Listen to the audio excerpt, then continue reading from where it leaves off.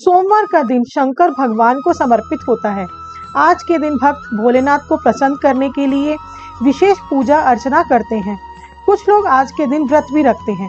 तो अब हम आपको सोमवार की व्रत कथा सुनाएंगे। एक समय की बात है, किसी नगर में एक साहूकार रहता था।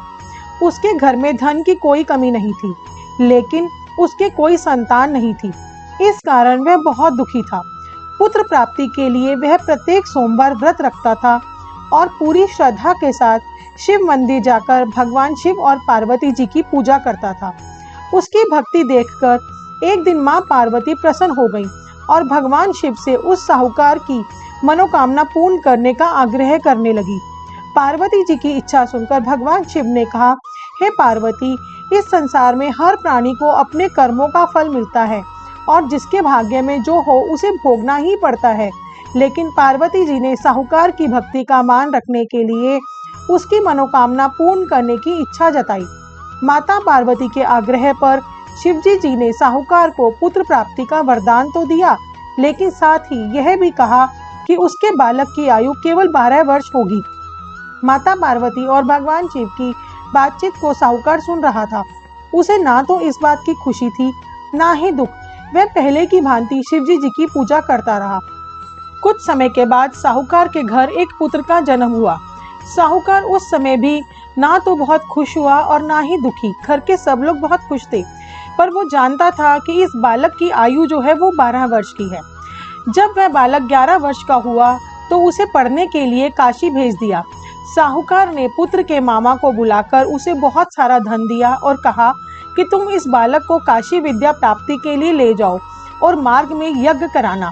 जहाँ भी यज्ञ कराओ वहाँ ब्राह्मणों को भोजन कराते और दक्षिणा देते हुए जाना।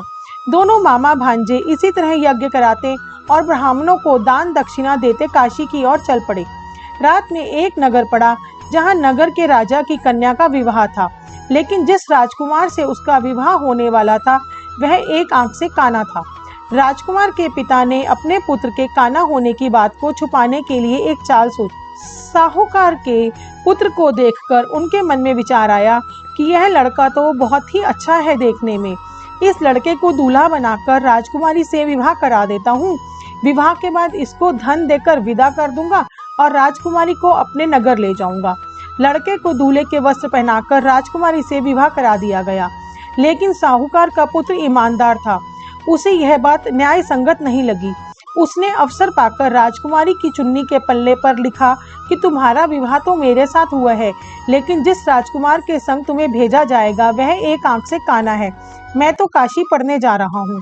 जब राजकुमारी ने चुन्नी पर लिखी बातें पढ़ी तो उसने अपने माता पिता को यह बात बताई।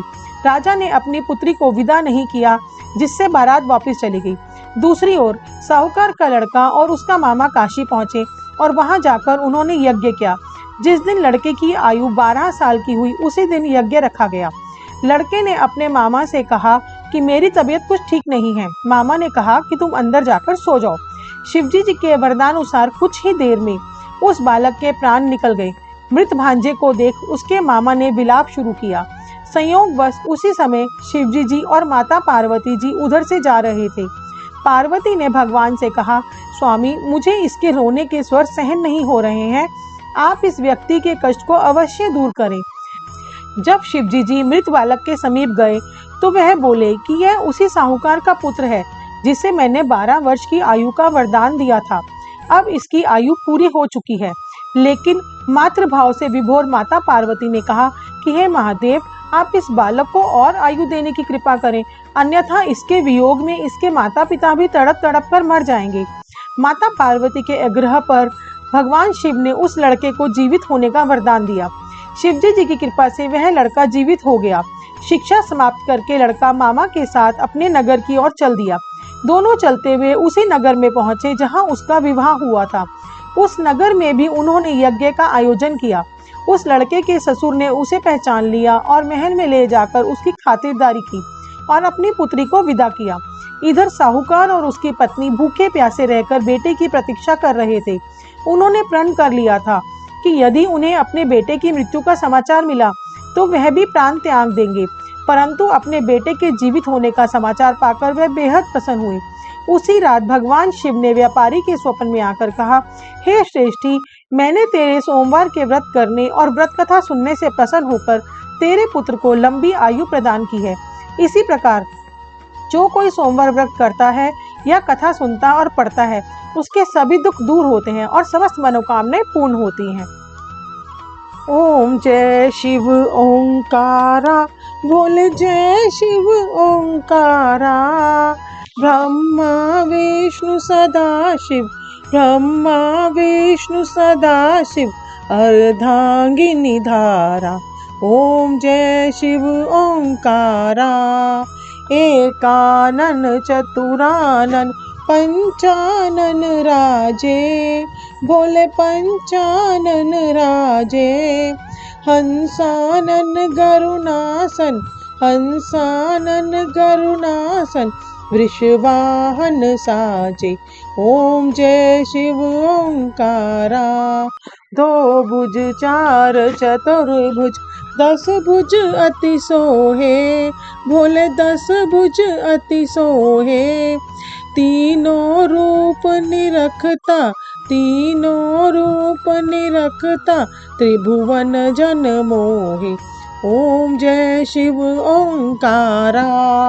अक्षमाला बनमाला, रुंडमाला धारी, भोले रुंडमाला धारी। चंदन मृग मद चंदा, चंदन मृग मद चंदा, सोहे त्रिपुरारी। ओम जय शिव ओंकारा। श्वेतांबर पीतांबर, बागंबर अंगे, भोले बागंबर अंगे। सनकादिक गरुणादिक, सनकादिक गरुणादिक, भूतादिक संगे। ओम जय शिव ओंकारा। कर के मध्य कमंड, चक्र त्रिशूल धरता, भोले चक्र त्रिशूल धरता। जग करता जग भरता, जग करता जग भरता, जग संहार करता। ओम जय शिव ओंकारा। ब्रह्मा विष्णु सदाशिव, जानत अविवेका, भोले जानत अविवेका। प्रणवाक्षर के मध्य, प्रणवाक्षर के मध्य, ये तीनों एका। ओम जय शिव ओंकारा। काशी में विश्वनाथ विराजत, नंदी ब्रह्मचारी, भोले नंदी ब्रह्मचारी। नित उठी भोग लगावत, नित उठी भोग लगावत, महिमा अति भारी। ओम जय शिव ओंकारा। त्रिगुण शिव जी की आरती जो कोई नर गावे, भोले प्रेम सहित गावे। कहत शिवानंद स्वामी, कहत हरि हर स्वामी, मनवांछित फल पावे। ओम जय शिव ओंकारा। कमेंट बॉक्स में शिव भोले भंडारी की जय लिखना ना भूलें। हमारे चैनल को सब्सक्राइब करें। आप और किन कहानियों, फैक्ट्स और कथाओं को सुनना चाहते हैं, कमेंट सेक्शन में कमेंट कीजिए। हम पूरी ट्राई करेंगे कि आपके इंटरेस्ट के according time to time videos लाएं। और आप सबसे रिक्वेस्ट है कि इन ऐसी प्यारी प्यारी कहानियों और फैक्ट्स को सुनने के लिए हमारे चैनल को सब्सक्राइब करें। और हाँ, बेल आइकन प्रेस करना ना भूलें। Bye friends.